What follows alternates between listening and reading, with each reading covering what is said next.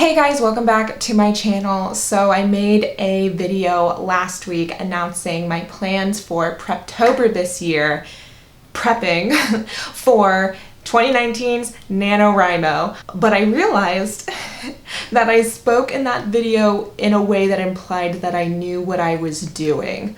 I do not. I have never participated in a Preptober. I didn't really know what that meant. So I'm hoping over the course of the next month, by putting out videos showing my process and discoveries with this Preptober, that it will help out you guys now and then maybe people participating in Preptober in the future. So what have I done this first week of October to kind of help me out with my writing process? Just so you know, I've already written a book. I want to write a trilogy, so I want to focus this NaNoWriMo season on writing the sequel. It's a fantasy, and I already know the world, the characters, the lore, and the plot.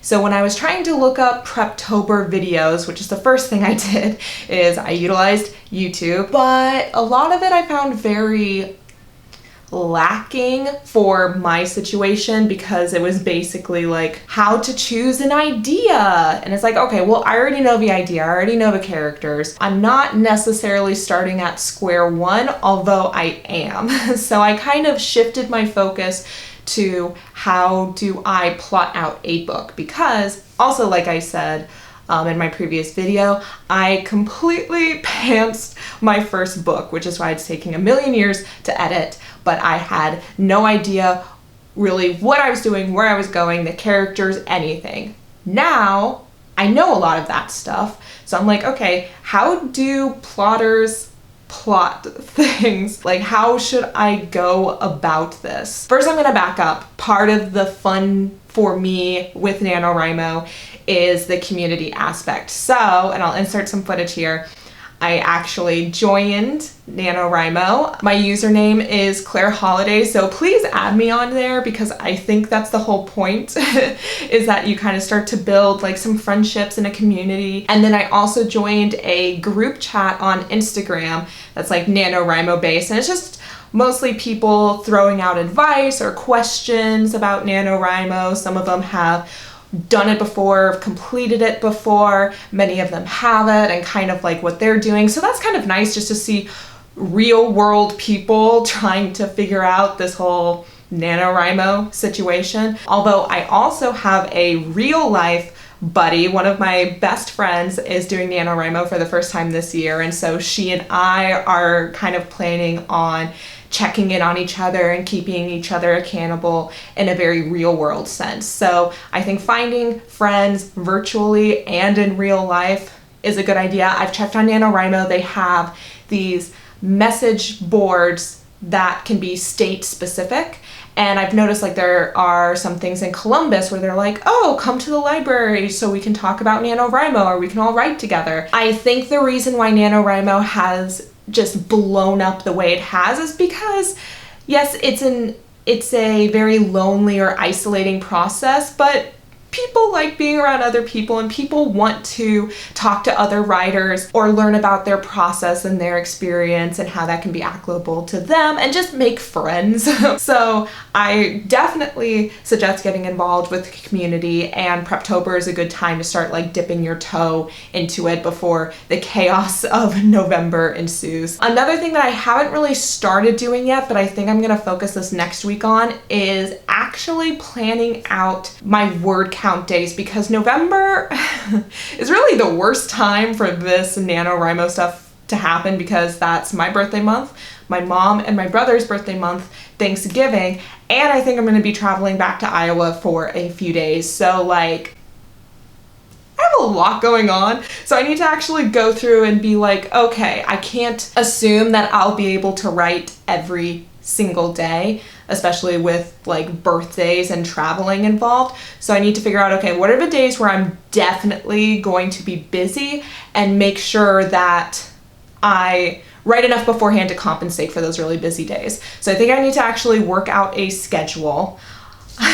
But something else that I did, so my book, my current one has one POV, but this sequel is going to split off into 3 POV characters. I've never really written something like that before, and it's going to be where each chapter has a different POV, kind of Game of Thrones-esque, if you want a direct comparison. You should definitely look up Plot Embryo. It's a really interesting concept. The creator of Rick and Morty and Community is a big proponent of it, and it's an interesting idea, and it's very, very visual, and so I kind of did an offshoot of that, and I have like different colored paper for my 3 different POV characters. But I did make an example sheet on this yellow one. So this is what I found useful for me. This is not actually oh my goodness, this is not the Plot Embryo idea in its entirety. And that is, I made a circle. See if I can show that. The top half of the circle has order and the known. The bottom half is chaos and the unknown. So I put all the things that the character knows about the world, assumes about the world to be true, to be right, and then obviously everything that they don't know. And then in the margins, I've been writing out like, okay, how are these ideas going to change? How are the things that they don't understand or that are chaotic to them suddenly make sense, and vice versa? Because something that I've been really narrowing in on is the idea that we read to witness characters change for the better or for the worse, but they're morphing as human beings. I think we're very attracted to that. So this has been like a visual of what these characters in this next book really need to focus on. On my NaNoWriMo, I do have it linked to one of my Pinterest boards, but I've also been working on just like very specific character aesthetic boards, which is really fun to do. A little bit more of a time waster than something really useful, but it's also very visually appealing. And you've probably seen this kind of stuff on Pinterest or on Instagram, and I'll throw up the ones that I've worked on so you get an idea of what I'm talking about. But it's fun and it kind of gives me, again, a vibe for these characters. Because my first book, I was working entirely filtering the world through one perspective. So it's like, okay, I do need to get in the mindset of doing it from 3 different perspectives now. They will view the world differently from each other, and making sure that those chapters are distinct. So even without being told, you know whose head you're in. I think that's very important if you're doing different POVs. So what I plan on doing today is getting out a bunch of different colored sticky notes. So kind of like with my Plot Embryo papers, each color is a different character, and actually write down plot points. And like, okay, I know we're gonna hit this plot point through this character's POV, and kind of start throwing them on the wall, because I want to know before the start of November what order I'm gonna write this in. I just don't want to haphazardly be like, I think this next chapter will be from Cahal's perspective. Like, no, I want to know that beforehand. I think that will make writing so much easier. So I think I'm gonna focus on this week really getting those up and ready, and hopefully with my next Preptober video I can show the final results, so to speak. So that's my plan. Oh, I'll also throw down in the description some resources that I've been really listening to. There's a big author tour, Kate, I don't know how to pronounce her last name, but she does a lot of I write like blank for a day videos. So I write like J.K. Rowling for a day, I write like Neil Gaiman for a day, which is also a video idea that I kind of want to copy. But I find that really interesting because I like hearing about successful authors' writing process and seeing if any of that kind of helps me out.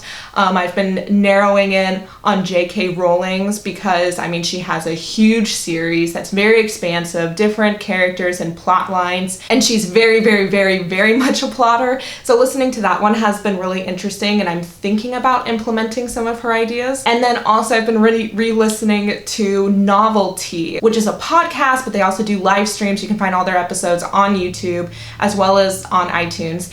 And Alexa Dunn, I've recommended her before, but she and 2 other author tubers just talk about the writing process and writing topics in general. So I think it's just getting yourself in the headspace of like, okay, I'm gonna write and I'm gonna write a lot. How can I make this easier on myself? So that has been my discovery this last week or so. Make sure to subscribe so you don't miss out on any more Preptober AuthorTube writing related videos in the future. Thanks for hanging out with me, and I will see you guys next time. Bye.